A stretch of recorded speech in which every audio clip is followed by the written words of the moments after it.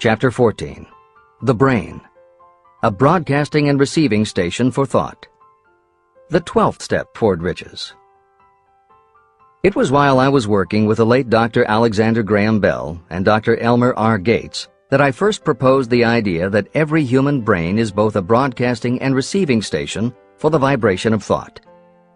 In some way similar to the principle behind the operation of a radio receiver, every human brain is capable of picking up vibrations of thought that are being released by other brains. These are received as hunches and flashes of intuition. As was explained in previous chapters, it is your creative imagination that is the receiving set of your brain, which receives thoughts from your subconscious and, under certain circumstances, receives thoughts released by the brains of others. Your creative imagination is the interconnection between your conscious or reasoning mind and the four sources from which you receive thought stimuli. 1. Consciously from other people. 2. Your subconscious. 3. Subconsciously from other people. And 4. Infinite intelligence. When stimulated or stepped up to a high rate of vibration, the mind becomes more receptive to thoughts that reach it from outside sources. This stepping up process takes place through either the positive emotions or the negative emotions. Through the emotions, the vibrations of thought may be increased. The brain that has been stimulated by emotions functions at a much more rapid rate than it does when that emotion is quieted or absent. The result is the increase of thought to such a pitch that the creative imagination becomes highly receptive to ideas. On the other hand, when the brain is functioning at a rapid rate, it also gives to your own thoughts the emotional feeling that is essential before those thoughts will be picked up and acted upon by your subconscious mind. The subconscious mind is the sending station of the brain, through which vibrations of thought are broadcast. Autosuggestion is the medium by which you may put into operation your sending station. The creative imagination is the receiving set through which the energies of thought are picked up. Editor's comments. The following combines the above concept with the related materials from previous chapters to provide a step-by-step recap of Napoleon Hill's view of the process. 1. The brain is simultaneously both a broadcaster and a receiver. 2. Emotion affects both your ability to send and your ability to receive. When under the effect of strong emotion, the more powerfully you can send thoughts. When under the effect of strong emotion, the more receptive you are to receiving thoughts. 3. When you send thoughts, to where do you send them? You send them to your subconscious by using autosuggestion. 4. When you receive thoughts, where do they come from? They come from your subconscious and you receive them through your creative imagination. 5. Your subconscious mind has two aspects. Your subconscious is a storehouse of information as explained in the previous chapter. Your subconscious is your connection to infinite intelligence. 6. Infinite intelligence is the medium through which you receive thoughts from other brains. Infinite intelligence is Hill's term for describing the following basic law of physics. Because everything in the universe is made of time, space, energy, or matter, and because matter is just energy in a different form, then everything is actually different parts of the same thing. This means that your subconscious mind, energy, has a common base with every other subconscious mind, energy. 7. Thoughts from other brains come to you as follows. When you are under the effect of a strong emotion and your receiver is especially receptive, sometimes its pull is so strong that it attracts a thought from the subconscious mind of another brain. It is able to do this because infinite intelligence interconnects your subconscious with the subconscious of the other brain. 8. These thoughts from other brains are what we refer to as intuition, hunches, déjà vu, and foreknowledge. Although Hill's explanation depends on the action of an intangible force that cannot be isolated and dissected in a laboratory, neither medical science nor psychology can offer a better explanation for those thoughts that depend on knowledge or information that we do not have. This is the end of the editor's comments. The greatest forces are intangible. In the past, we've depended too much on our physical senses, and have limited our knowledge to physical things that we could see, touch, weigh, and measure. I believe we have entered the most marvelous of all ages, an age that will teach us more about the intangible forces of the world about us. Perhaps we shall learn that there is an other self that is more powerful than the physical self we see when we look in a mirror. Many people do not take seriously such intangibles, the things that they cannot perceive through any of their five senses. However, to belittle the idea of forces that are intangible or cannot be explained is to ignore the fact that all of us, every day, are controlled by forces that are unseen and intangible. The whole of mankind has not the power to cope with nor to control the intangible force wrapped up in the rolling waves of the oceans. We still do not fully understand the intangible force of gravity, which keeps this little Earth suspended in space and keeps us from falling from it, much less have the power to control that force. We are entirely subservient to the intangible force that comes with a thunderstorm, and we are just as helpless in the presence of the intangible force of electricity. We do not understand the intangible force and intelligence wrapped up in the soil of the earth, the force that provides us with every morsel of food we eat, every article of clothing we wear, and every dollar we carry in our pockets. Last but not least, with all of our culture and education, we still understand little or nothing of the greatest of all the intangibles, thought. However, we have begun to learn a good deal about the intricate workings of the physical brain, and the results are stunning. We know that the central switchboard of the human brain, the number of lines that connect the brain cells to each other, is written as the figure 1, followed by 15 million zeros. Dr. C. Judson Herrick of the University of Chicago says, "The figure is so stupendous that astronomical figures, dealing with hundreds of millions of light years, become insignificant by comparison. It has been determined that there are from 10 billion to 14 billion nerve cells in the human cerebral cortex, and we know that these are arranged in definite patterns. These arrangements are not haphazard. They are orderly. It is inconceivable to me that such a network of intricate machinery should be in existence for the sole purpose of carrying on the physical functions connected with the growth and maintenance of the physical body. Is it not likely that the same system, which gives billions of brain cells the media for communication, one with another, also provides the means of communication with other intangible forces?" Editor's comments. In the time since Hill wrote the above comments, we have learned a great deal more about the physical brain and how it operates. We understand much about the chemistry of the brain. We can measure the energies it releases. We know which areas control the various functions of the body and which areas affect memory, emotions, reasoning, and many other subtleties related to the thinking process. Through surgery, medication, and other techniques, we know how to prevent the brain from having certain kinds of thoughts. And we know how to encourage the brain to produce certain other kinds of thoughts when we want it to. For instance, a specific area can be stimulated and you will have pleasurable thoughts. But we cannot yet control what those pleasurable thoughts will be, and we have no idea what the bits and pieces of information are that go into your pleasurable thoughts. With all of our advanced knowledge about the physical brain, we still don't know how to make it have a specific thought or idea, especially not an original thought or a creative idea. And medical science offers no better theory than Hill's as to how we could have an intuition or hunch made up from information that we don't have and were never exposed to.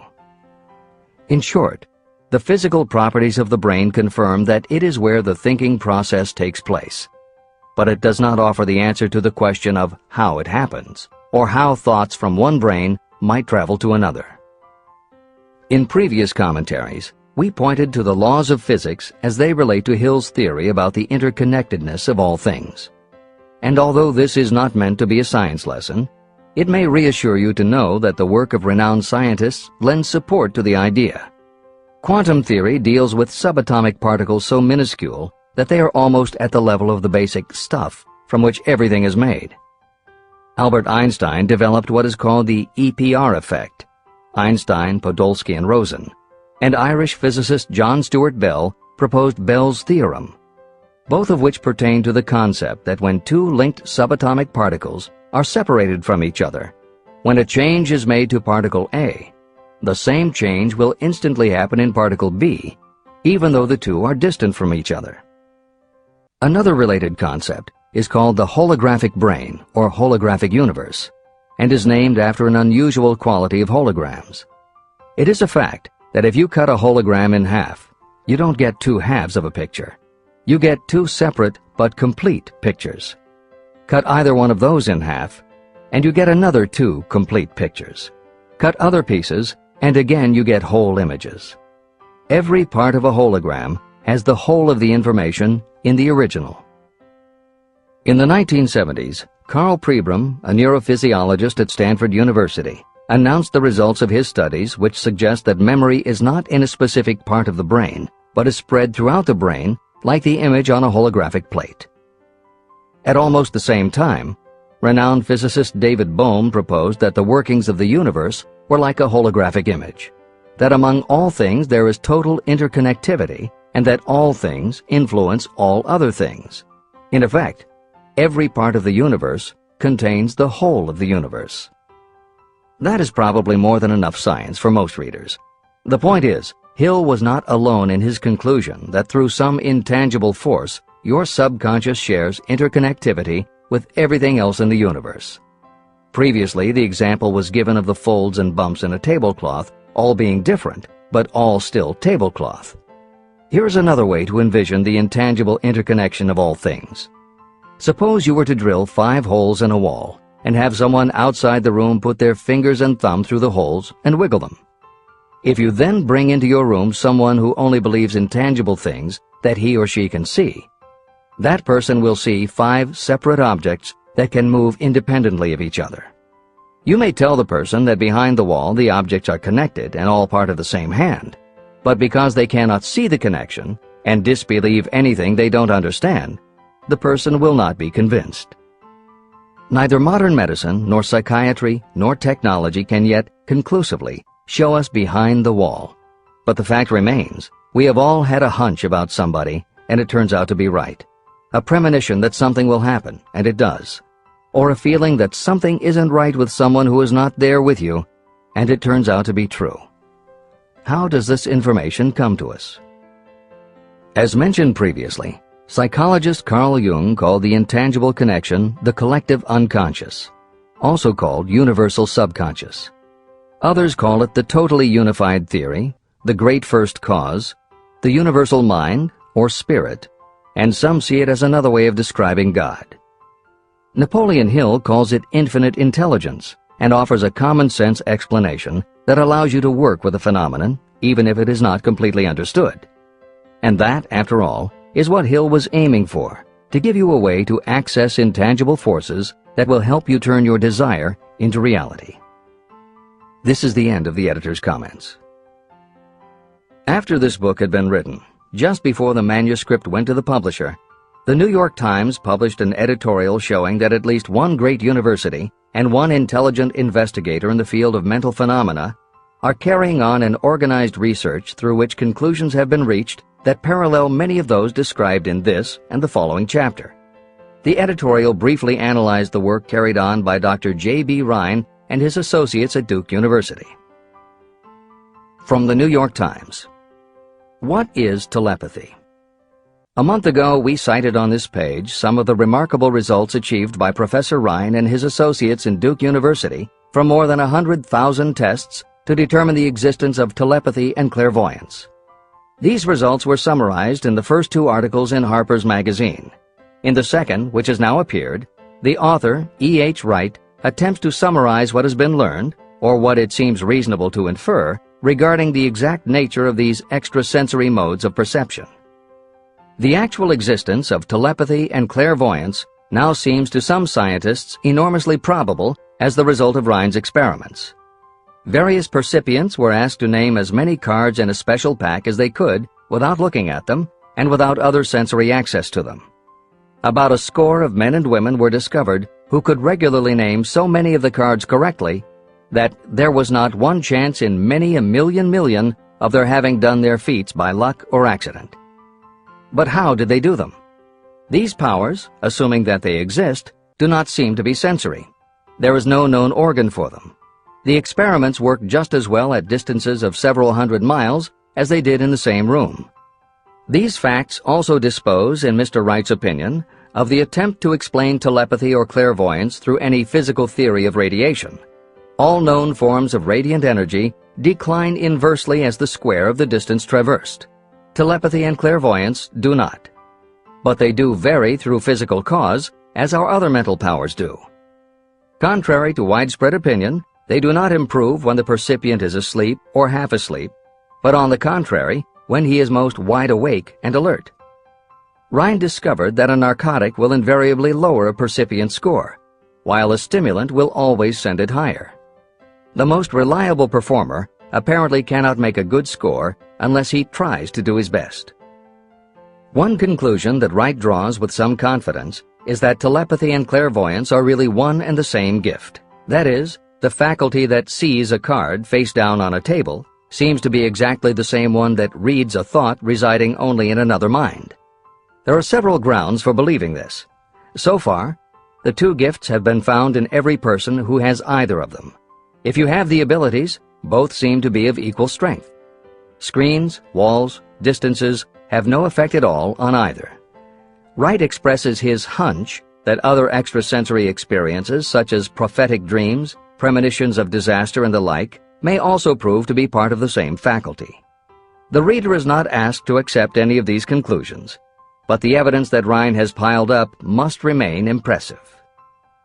In 1927, Dr. J.B. Rhine and his wife, Dr. Louisa E. Rhine, joined Professor William McDougall, chairman of the psychology department at Duke University, to create a lab that would apply strict scientific procedures to the study of psychic phenomena. They developed scientific methodologies and procedures to study, identify, and test individuals who demonstrated unusual abilities. It was Dr. Rhine who coined the term extrasensory perception, ESP, and he adopted the word parapsychology to describe their studies. It is fair to say that the research done at the Rhine lab is some of the most advanced work on the entire subject. In 1962, they created the Foundation for Research into the Nature of Man in order to continue their studies independent of the university and to publish related works. In 1995, the name was changed to the Rhine Research Institute. This is the end of the editor's comments. How to join minds in teamwork. In view of Dr. Rhine's findings about the conditions under which the mind responds to what he terms extrasensory modes of perception, I would like to add my own observations. My associates and I have discovered what we believe to be the ideal conditions under which the mind can be stimulated so that this sixth sense can be made to function in a practical way. To begin with, I should explain that there is a close working alliance between myself and two members of my staff. Through experimentation and practice, we have discovered how to stimulate our minds so that we can, by a process of blending our three minds into one, find the solution to a great variety of problems that are submitted by my clients. The procedure is very simple. We sit down at a conference table, clearly state the nature of the problem we have under consideration, then begin discussing it. Each contributes whatever thoughts may occur by applying the principle used in connection with the invisible counselors described in the next chapter. The strange thing about this method of mind stimulation is that it places each participant in communication with unknown sources of knowledge definitely outside their own experience. If you understand the principle described in the chapter on the mastermind, you of course recognize the round table as being a practical application of the mastermind. This method of mind stimulation, through the discussion of definite subjects between three people, illustrates the simplest and most practical use of the mastermind. When you tap into the power of your mastermind group, you will find that the more you work together, the more each member will learn to anticipate the ideas of others and to connect immediately with their intense enthusiasm and inspiration. You cannot completely control this process, but the more you use it, the more it will come into play. By adopting and following a similar plan, you will be making use of the famous Carnegie formula described in Chapter 1. If it means nothing to you at this time, mark this page and read it again after you have finished the last chapter. Great achievement is usually born of great sacrifice and is never the result of selfishness.